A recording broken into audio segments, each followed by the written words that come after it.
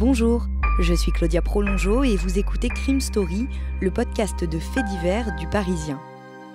Décidément, ce sont les faits divers et leurs conséquences qui ont la vedette aujourd'hui.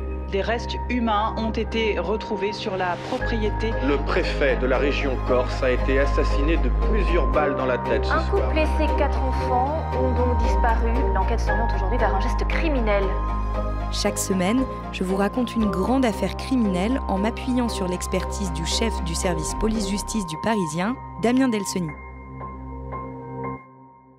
Bonjour Damien. Bonjour Claudia. Aujourd'hui Damien, l'affaire du faux taxi. Oui, une enquête qui va nous mener d'une forêt de l'Oise aux rues de Paris. L'histoire d'un prédateur nocturne terriblement pervers. Le samedi 19 avril 2008, à Avilly-Saint-Léonard dans l'Oise, des familles sont réunies comme tous les week-ends dans un petit bout de bois pour pique-niquer. Les parents installent les plats dans l'herbe, les enfants grimpent sur des souches d'arbres. Soudain, un promeneur pousse un cri. En bordure de la forêt, il vient de tomber sur un corps de femme, partiellement calciné. Il contacte immédiatement la gendarmerie. L'enquête est confiée conjointement à la section de recherche d'Amiens et à la brigade de recherche de Senlis. Ils arrivent sur place pour les premières constatations. Le cadavre est sur le ventre, habillé, en partie brûlé et avec les mains attachées dans le dos. La jeune femme a été frappée, poignardée et elle a reçu 4 balles dans la tête. Ces tortionnaires n'ont même pas pris soin de la cacher. Elle est près d'une route, à seulement 2 km du château de Chantilly et presque à la vue de tous. La jeune femme semble avoir entre 20 et 35 ans. Les enquêteurs se demandent si le ou les meurtriers ne l'ont pas déposée là exprès pour qu'elle soit rapidement trouvée par des promeneurs. Spontanément, cela les fait penser aux pratiques en cours dans le milieu du proxénétisme, pour servir d'avertissement aux autres prostituées, pour faire un exemple. Autre piste rapidement mise sur la table par les enquêteurs, celle du crime d'honneur. En 2002, dans le Val-de-Marne, à Vitry-sur-Seine, Sohane, une jeune fille d'origine maghrébine, avait été aspergée d'essence et brûlée vive par un jeune de son quartier parce qu'elle l'avait éconduit. Son nom et son histoire sont dans toutes les mémoires. Des techniciens d'investigation criminelle sont dépêchés sur les lieux pour ratisser la scène de crime à la recherche du moindre indice. Des automobilistes et des passants sont interrogés. Mais à la fin de la journée, l'enquête n'a pas beaucoup avancé.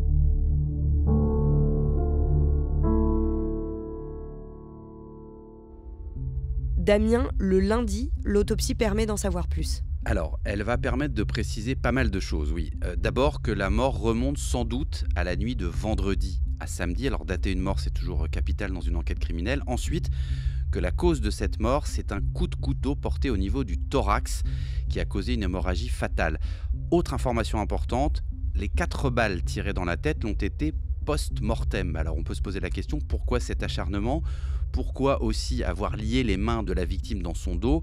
On peut se dire que il y a une volonté de mise en scène, d'autant que le ou les meurtriers ont aussi incendié le corps sur place, sans doute avec la volonté d'effacer des traces. À ce moment-là, est-ce qu'on sait à quoi cette jeune femme ressemblait ?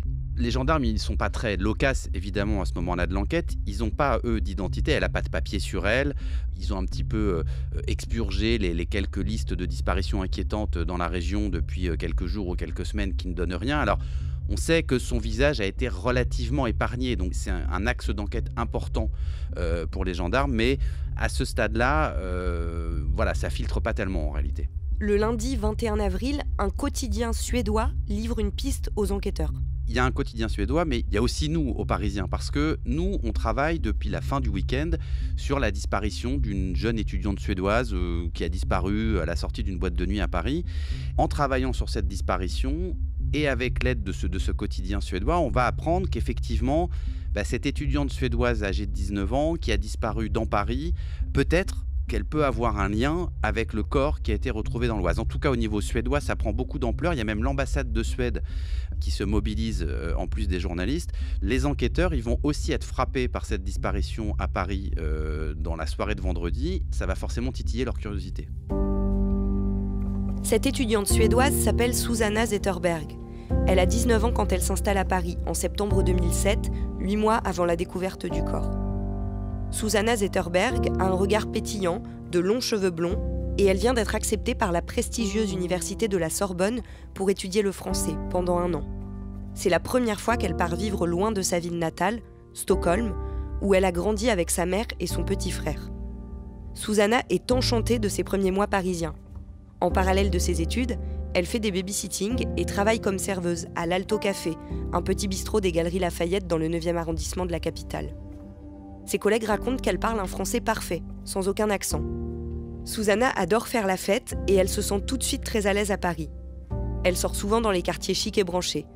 La boîte de nuit La Scala, rue de Rivoli dans le 1er arrondissement, est une de ses préférées.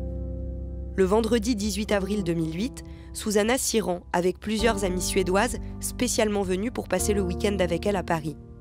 2 jeunes Français les accompagnent. Vers 4h du matin, la petite bande sort prendre l'air. L'un des garçons reste avec Susanna pour fumer une cigarette. Peu de temps après, Susanna décide de rentrer chez elle dans le 18e arrondissement. Elle travaille le lendemain. Elle arrête un taxi. Quelques minutes plus tard, elle envoie à sa colocataire un message « Je suis dans un taxi, le chauffeur n'a pas l'air net ». C'est le dernier texto qu'elle envoie. Le lendemain, le samedi, vers 6h du matin, un automobiliste signale aux pompiers un feu en bordure de la forêt de Chantilly. Et c'est à cet endroit qu'en fin de matinée, le promeneur découvre le corps carbonisé.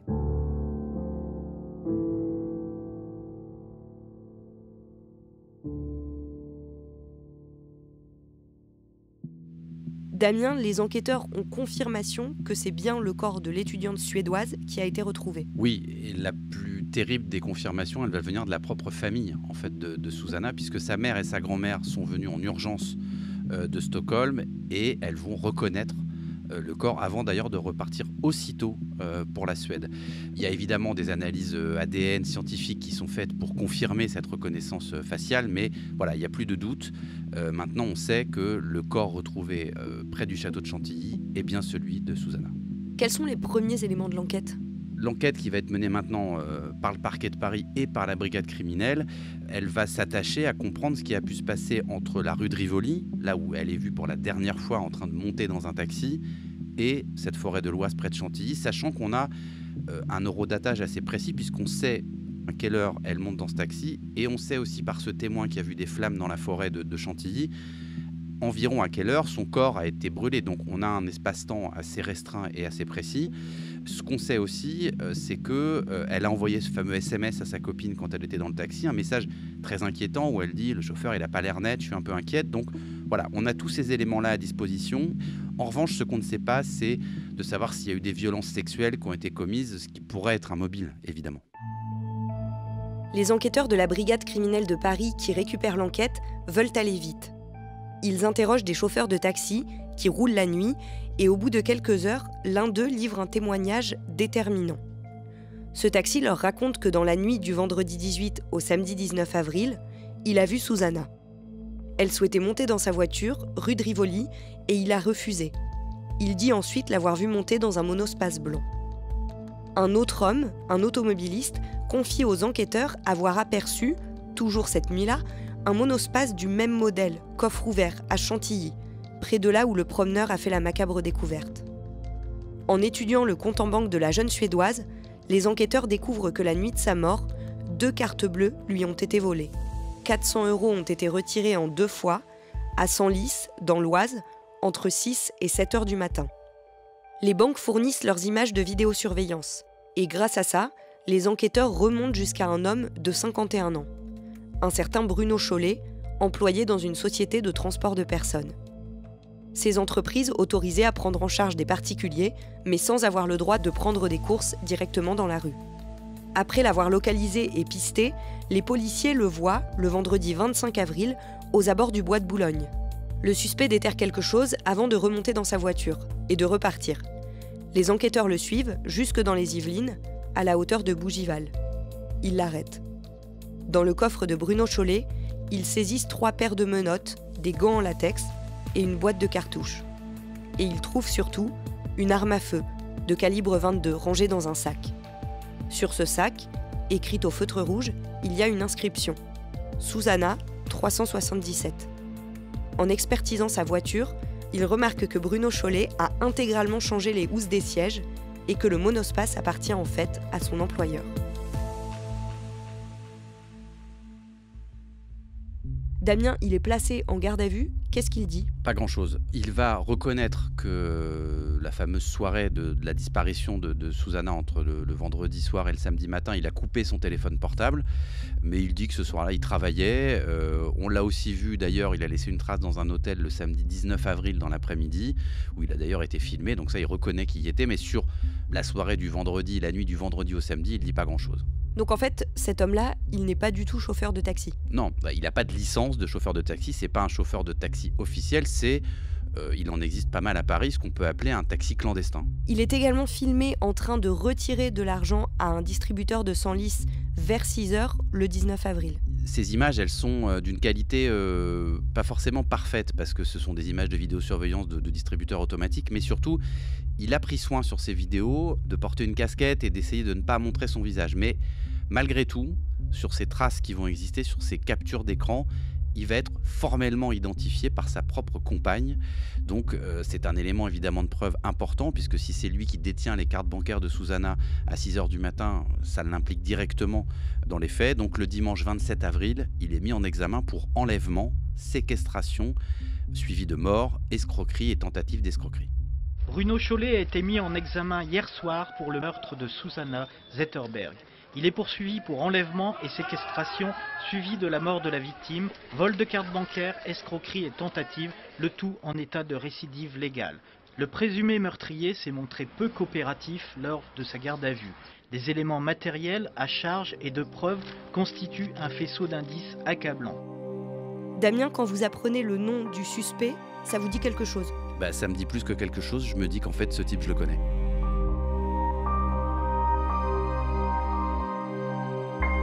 Vous venez d'écouter le premier épisode de Crime Story consacré à l'affaire du faux taxi.